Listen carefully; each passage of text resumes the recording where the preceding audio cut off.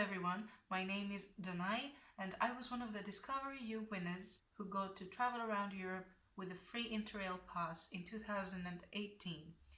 Now Discover U has announced a second round and they have contacted me and asked me to prepare a few tips that I learned during my experience for the new Discover U travelers that are going to win passes this winter.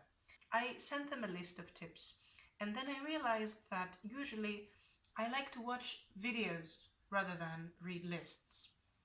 So I decided to also make a video on the topic so that I can share my tips more easily with you and hopefully help anyone who wins an Interrail pass this January. So, tip number 1 is consider flying to the starting point of your trip. I am Greek and so are my two friends that won the pass with me. And we wanted to start our trip in Italy, so we did what seemed natural at the time. We took the ferry from Greece to Ancona, Italy.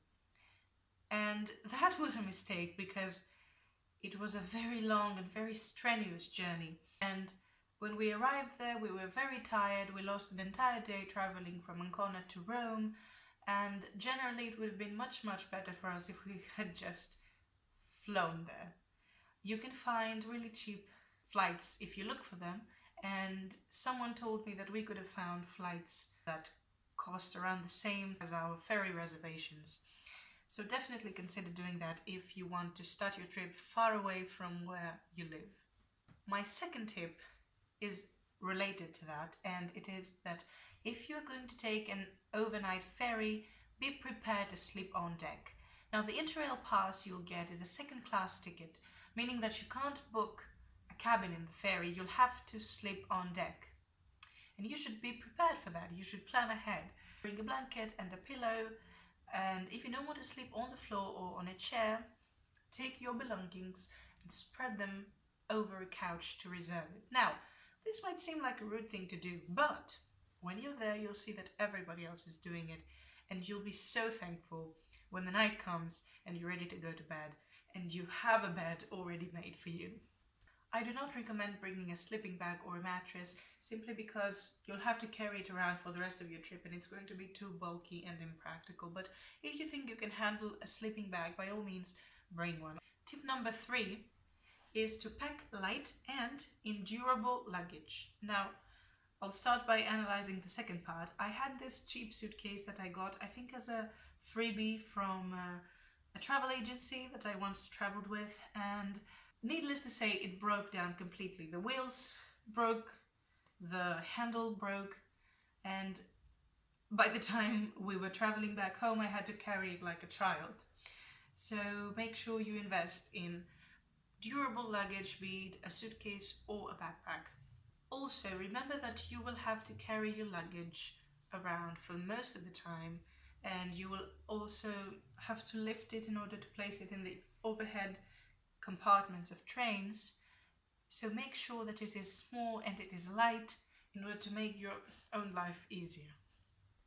Tip number 4 is to take the train extra early. So on the last day that we spent in Italy, we had 2 connections. We were going from La Spezia to Parma, then from Parma to Ancona, and then from Ancona we would take the ferry to go back to Greece. And on our way from Parma to Ancona there was an incident and there was a delay of 2 hours. So if we hadn't started extra early that morning, we would have missed the ship and we would have been stranded in Italy. So make sure you start your traveling extra early just in case you miss your connection. Tip number 5 is take advantage of student discounts. Make sure to have your student ID with you at all times. It can get you reduced or free entrance to a lot of things.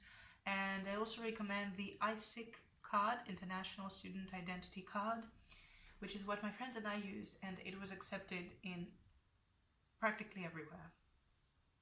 Tip number 6 is don't overlook Airbnbs. Now, I know that in this type of interrailing trip, people recommend hostels, and I do agree, hostels are a great place for people who are traveling solo and who are looking to meet other people. But don't forget that you can find great deals on Airbnbs. For example, my friends and I, 3 people, paid about 20 euros each per night for the Airbnbs that we stayed in Italy.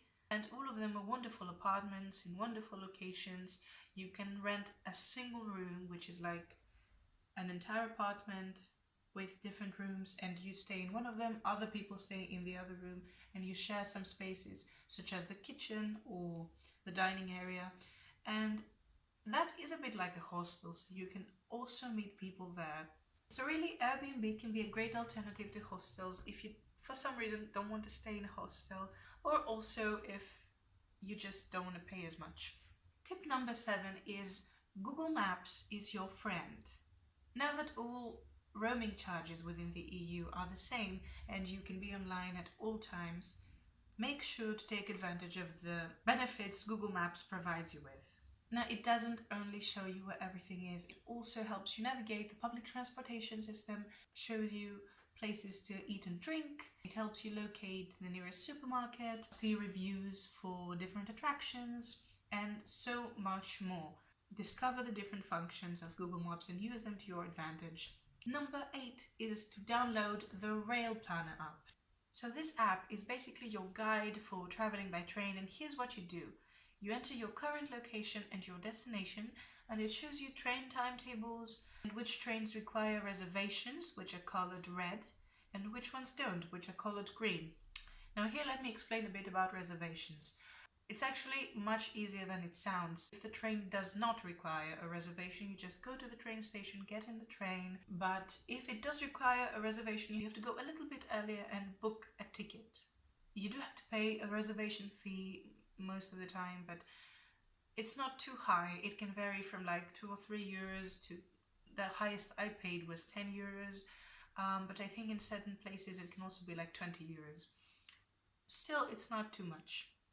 So the Rail Planner app tells you whether or not you're going to need a reservation, and it also tells you which trains you have to get. So make sure you download it, learn how it works beforehand, and use it while you're there. And finally, my 9th and last tip is the most important. Be prepared to pay money. You win a free Interrail pass. You don't win a free trip. So you'll still have to pay for accommodation, you'll have to pay for food, transportation within the city, and so much more. And you really have to plan ahead, save up, make a budget, book things beforehand, and just be organized, because you don't want to find yourself stranded in a foreign city with nowhere to stay or nothing to eat. So those were all my tips. Thank you so much for watching. For those who have applied for the second round of Discover EU, I wish you good luck. I hope you win it. It's a wonderful experience. And I wish you all happy travels.